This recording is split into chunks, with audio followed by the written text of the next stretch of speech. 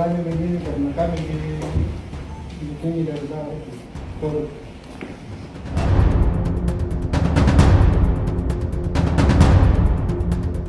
Syedaralun, sebelumnya viral video di media sosial, salah satu tersangka pengedar narkoba mengaku dilindungi Polres saat konferensi pers BNNK Tanah Toraja pada Rabu 15 Februari 2023. Buntut viralnya video pengakuan bandar narkoba yang mengaku dilindungi polisi itu membuat institusi kepolisian Tanah Toraja tak tinggal diam. Penyidik profesi dan pengamanan atau Propam Polda Sulawesi Selatan menangkap seorang oknum polisi berinisial G.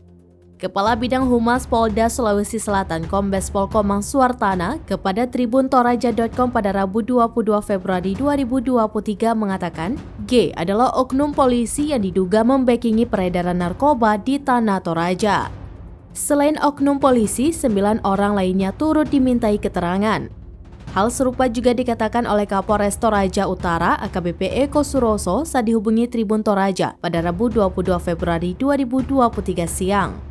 Sementara itu, Polres Toraja Utara menggelar tes urin secara mendadak kepada jajaran Satuan Reserse Narkoba.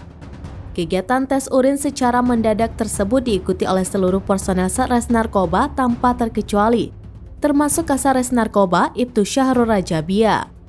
Tes digelar di Aula Sanika Satyawadah Mapores Toraja Utara pada Selasa 21 Februari 2023.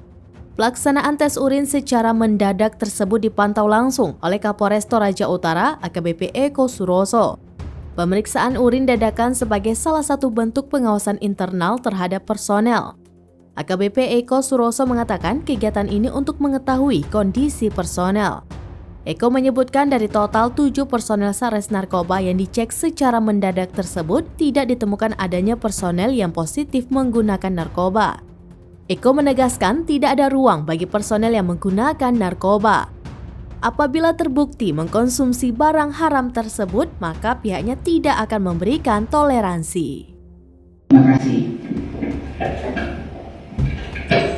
Biasa dibicara. Ya.